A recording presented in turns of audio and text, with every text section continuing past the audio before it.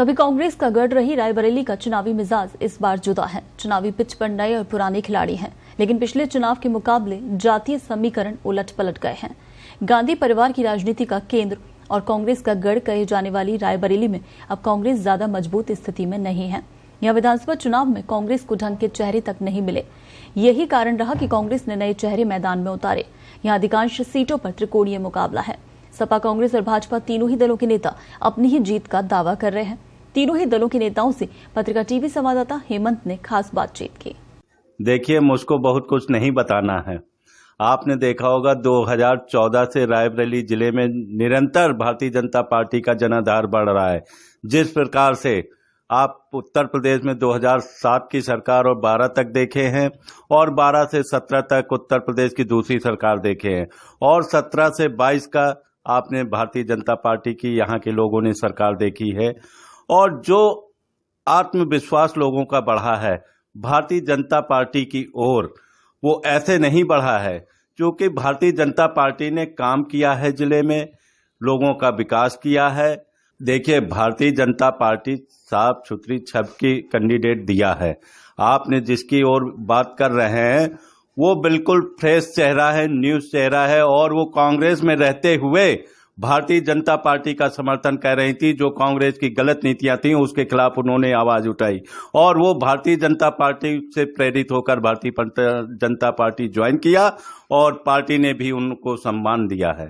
देखिए, जो लोग यहाँ पे चुनाव लड़ते हैं, अभी तक लड़ते चले आए।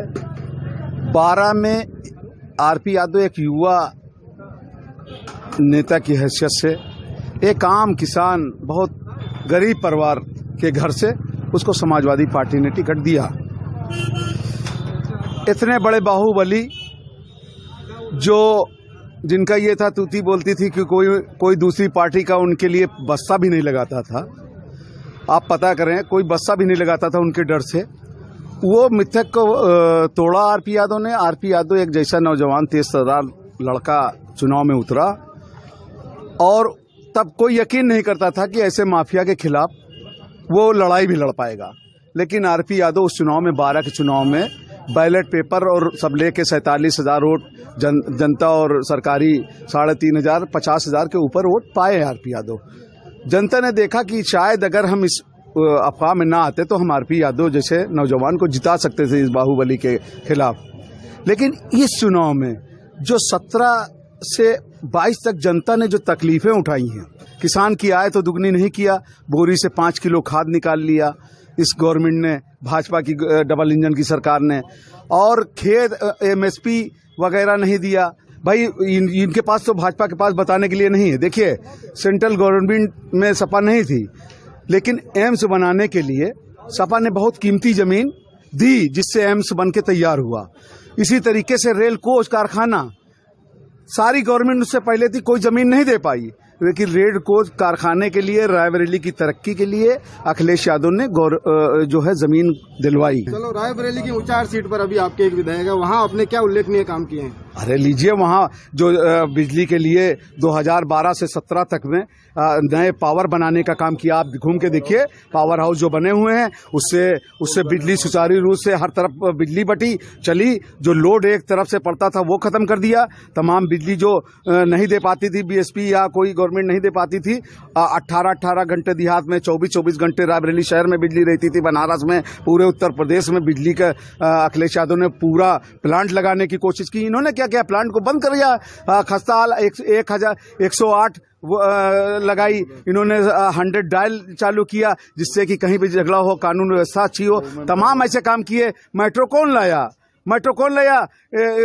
एक इंटरनेशनल जो है स्टेडियम किसने बनवाया? हाईवे किसने बनवाया? सब अखिलेश यादव काम है, चाहे वो पूर्वांचल हाईवे हो, सब करने का काम उन्होंने किया। ये तो खाली भीतर नाम का, झूठ का, इनके पास कोई काम ही नहीं नफरत फैलाने के अलावा। देखिए, लोग उनसे नाराज हुए हैं और कांग्रेस की ये परंपरा रही है कि अगर कोई कांग्रेस में आना चाहे और उसके साथ जनता रही है तो उसको कांग्रेस में लिया गया है। लेकिन ये समझ के नहीं लिया गया। जब लोग आते हैं तो कहते हैं कि हम मरेंगे भी तो तिरंगे में लिपट करके मरेंगे। लेकिन जब उनका स्वार्थ खत्म हो जाता है और किसी दूसरी पार्टी में उनका स्वार्थ नजर आता है तो लोग छोड़ के इसी तरह चले जाते हैं। इसको जनता बहुत दूसरी दृष्टि से देखती है। वही हाल इनका हुआ है शहर विधायक जी का। जनता बहुत नाराज है और इस बार इनको चुनाव में परास्त करेगी। रायबरेली को कांग्रेस का गढ़ माना जाता है, यहाँ कांग्रेस के पिछड़ने का क्या कारण है? हमने बताया आपको, सबसे बड़ा कारण तो यही है। हम अपने नेतृत्व से भी हमेशा निवेदन कर रहे हैं कि ऐसे लोगों को पार्टी में न लिया जाए जो आते हैं और फायदा लेकर के चले जाते हैं। ऐसे जो हमारे पार्टी के सक्रिय कार्यकर्ता हैं, वर्कर हैं, भले एक बार दो बार में तैयार हों, मौका उनको देना चाहिए जिससे कि पार्टी मजबूत हो। और ये जो थोड़ा बहुत पार्टी में कभी कभी ऐसी स्थिति आ जाती है केवल इसलिए कि आदमी आया। अब एमएलए का चुनाव हो रहा है, जो एमएलए के हमारे एमएलए थे कांग्रेस के, वो छोड़ के चले गए, दो एमएलए छोड़ के चले गए। रायबरेली में जो भी विकास हुआ है सिर्फ और सिर्फ कांग्रेस और सोनिया जी ने किया है। इसके पहले इंदिरा जी ने किया, राजीव जी ने किया और सोनिया जी ने किया है। मैं तो यहाँ तक कहूँगा कि अगर विकास का पर्यायवाची रायबरेली में कोई है तो सिर्फ श्रीमती सोनिया गांधी जी। और विकास के लिए अगर मैं आपको गिनाने लगूंगा रायबरेली में कांग्रेस ने जो काम किया है, सोनिया जी ने किया, तो एक आध दिन बीत जाएगा, 24 घंटे 48 घंटे कम पड़ जाएंगे। आप जान लीजिए कि यहाँ सबसे छोटी से छोटी चीज जो भी होगी रायबरेली में और उससे बड़ी से बड़ी चीज जो भी आपको मिलेगी, सारा कुछ सिर्फ और सिर्फ सोनिया जी और रायबरेली में कांग्रेस का दिया हुआ है। भैया रायबरेली के विकास में बस स्टैंड एक भूमिका निभा सकता है, मानता हूँ बात को, लेकिन बस स्टैंड कहीं भी सांसद के दायरे में नहीं आता है, ना ही कहीं सेंट्रल के दायरे में आता है। पिछले तमाम वर्षों से जो यहाँ बस स्टैंड बना वो भी कांग्रेस की ही देन है। जब हमारी कांग्रेस सरकार प्रदेश में होती थी तो हमको लगता है कि यूपी के बेहतरीन बस स्टैंडों में से एक रहा होगा, लेकिन पिछले 30 सालों से यूपी में कांग्रेस सरकार नहीं है। और सोनिया जी जब तक सांसद थी, हमारे केंद्र में सरकार थी, तमाम तरह के लिए तमाम विकास कार्यों में पैसा भेजा गया, यहाँ बस स्टैंड के लिए पैसा भेजा गया। लेकिन जो प्रदेश सरकारें थी उन सरकारों ने यहाँ से के साथ सौतेला व्यवहार करते हुए तमाम सारे कामों में अड़ंगा डाला और आज वही हो रहा है। रायबरेली को गांधी परिवार का गढ़ माना जाता है। यहाँ से इंदिरा गांधी के बाद सोनिया गांधी लगातार चुनाव जीतती आ रही है। अब यहाँ विधानसभा चुनाव में स्थितियां कुछ बदली हुई है।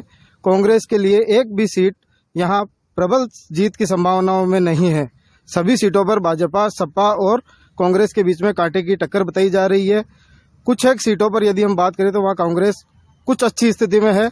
रायबरेली सदर सीट पर यहाँ की कांग्रेस से जीती हुई विधायक अदिति सिंह, जो पिछले दिनों भाजपा में शामिल हो गई थी, उसका भी खामियाजा कांग्रेस को यहाँ भुगतना पड़ सकता है। और संभव है कि भाजपा को पिछले सपा और कांग्रेस के गठबंधन का फायदा भाजपा को ना मिले, जो अदिति उस समय गठबंधन के समय चुनाव जीतकर विधायक चुनी गई थी। पत्रिका टीवी के लिए हेमंत जोशी की रिपोर्ट।